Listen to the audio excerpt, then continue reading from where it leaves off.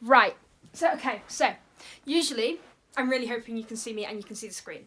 Because usually I film this video while I can see myself in the lens. But because I'm filming on like a phone, it won't, what's the word? Like when you film it, say if I was taking a selfie, I don't know how I'm explaining this to you. I'm not a tech channel. But say if I was taking a selfie, these words will be back to front. So they'll be like in a mirror view, but because it's like this, where I can't see myself, but you can see the screen better, it should work. I'm really, really hoping it works, and I'm just going to take a blind leap of faith and sit here and educate you on my readathons of the first half of the year. And then, yeah. I hope this is a fun video.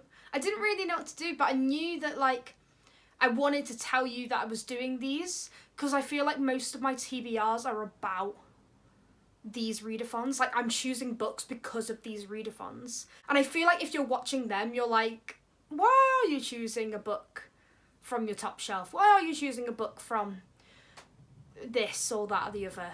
And why am I using those words to describe these books? It's because of these readathons. So I hitched my laptop up to my TV and we've got this. So this will not be the exhaustive list of the 2026 readathons. These are the readathons that I've already started and I'm doing right now. So the year-long readathons, if you were. And I've also got one seasonal readathon in there. I know for a fact that I want to do... there's a really awesome reading challenge called the hardest reading challenge you'll ever do. I might link all of these things below if you want to find out more information. But that's something I really, really want to do. But it starts in July, so I could have started like the one that they already started, but I wasn't interested in that then. So I would be like months late, starting in January. So I thought I'd just start it in July. And I'm really excited for that. And also, I can't remember where I saw it, but I know that I'm definitely subscribed to the person, so I will find it. But someone's making a Sims readathon, I think, for March. And I think that might be like a seasonal readathon or maybe a yearly one. I'm not sure. But I'm a little gamer, but like not... I'm really like chill about it. So like Stardew Valley, The Sims, unpacking, cozy games that don't, like, you don't have to worry about fighting or sword play and that kind of stuff. So I'd love to do the Sims readathon as well when that gets announced. But right now, I think I've got 8 that I'm doing at the moment. So I thought I'd take you through them. And then I might do like this video in like July just to keep you up to date with things. And then this won't be like, here's what I read in February. That'll be a longer video because it'll have more information about like what I actually thought about the books. But this is just a way for me to clarify how much I'm reading, and it's really, really helping me figure out what I want to read as well. My 2026 readathons. Okay, so the first one I'm doing is the Read Good Challenge at Ben Reads Books. And this is about, I've taken them away from here because I'm not really a pun kind of person, but they were all pun titles. So I've got some here. I've got Scranuary, True Lie for July, and that kind of thing. And I've only, obviously, like, it's February, so most of the reading challenges that I've done so far I've only read 2 of because there's 12 prompts. But my first book was for like the food word, so scran, that's like if you're not British. I don't know if they use it in different like countries or languages, but scran's like food, good food, scran, you know. So I chose to play A Taste of Honey, and then there was a wild card prompt for February because the actual prompt was like Irish books. And I don't have a problem with Irish books, but I don't want to scour my shelves to find an Irish author when I can just... Like, the wild card was just, like, an easier prompt, I guess. And I didn't fancy doing all of that research, you know. So, yeah. I've started reading. I'm, like, halfway through. quite close to the end, to be fair, like 70% of the way through, when Hitler stole Pink Rabbit, which is quite an older book now, a children's book about a Jewish girl and her family being moved to, different countries entirely. They go different places, but outside of Germany because of Hitler in the World Wars. So yeah, and then I've got all the different other prompts here. So in March, a book adapted to an Oscar-nominated film, so I'm probably going to read Hamlet for that one, and then Women's Prize nominated, and so on and so forth. Okay. My next Readathon challenge is Buzzword Cover Challenge by Books and Lala.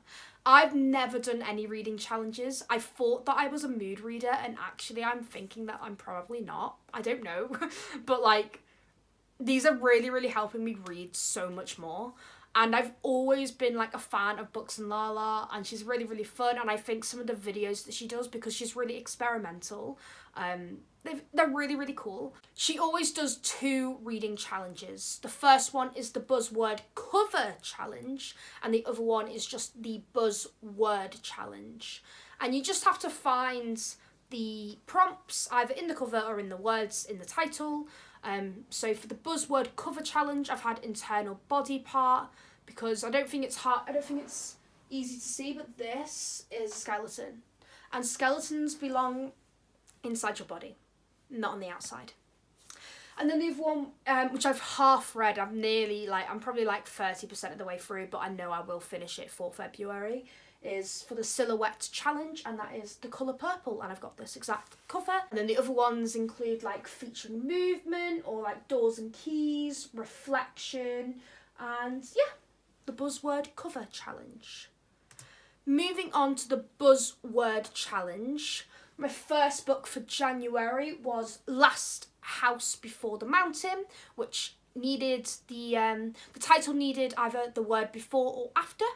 And then The Poet X was my February read for keyboard keys, because X is a key on your keyboard. The other ones include like ordinal numbers, like first, second, third, parts of a house, bedroom, kitchen, those kind of things, group, club, society or league, instructions directed to the reader, for example, clap when you land, and this is another reading challenge. And then we have the Leftist Theory TBR. This is one that I've created myself, so that's why it doesn't have like a thing on it. I might do this every year, to be fair, because I am really enjoying how much it's making me read, well, first of all, the books on my shelves, but also the specific books about what makes me want to claim an activism title and to work with different communities, and just to enjoy and validate different life experiences through my own eyes and ears and brain. So the first book was Up the Youth Club, which I put as the prompt as helping young people, because I think that's a really, really important part, especially because of, you know, my work in youth theatre and different things like that. And then the next one was Black and British Author. I've read I've read like 3 or 4 books this month of Black and British authors, but this one for me had to be specifically about a leftist theory. But the other ones, and I think I'll just like read these out for you just because I think maybe you'd be interested in this. So in March it is Trans and Non-Binary Stories, and then Feminism, Disability Advocacy, Queer History, an underrepresented religion, so possibly like Judaism or Islamic faith, those kind of things.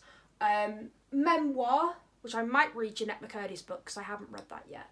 An anti-racism book, a book that is specifically about being anti-racist.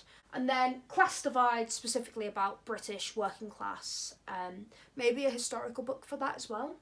The history of an underrepresented community, whether that be women or queer people or something, and celebrating diversity. It is cut off, but that's what it says. Just to finish the year with a bit more joy if these books haven't brought me joy.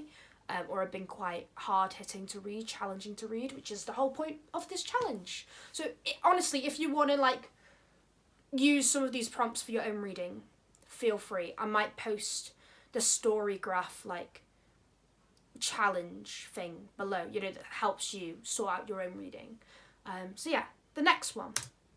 Wheel of the Year Witch Challenge. And this sets out for the 8, like Sabbats, if you were, the 8 points of the year where the seasons change and the world changes to invite more nature or less nature, depending on what time of year it is.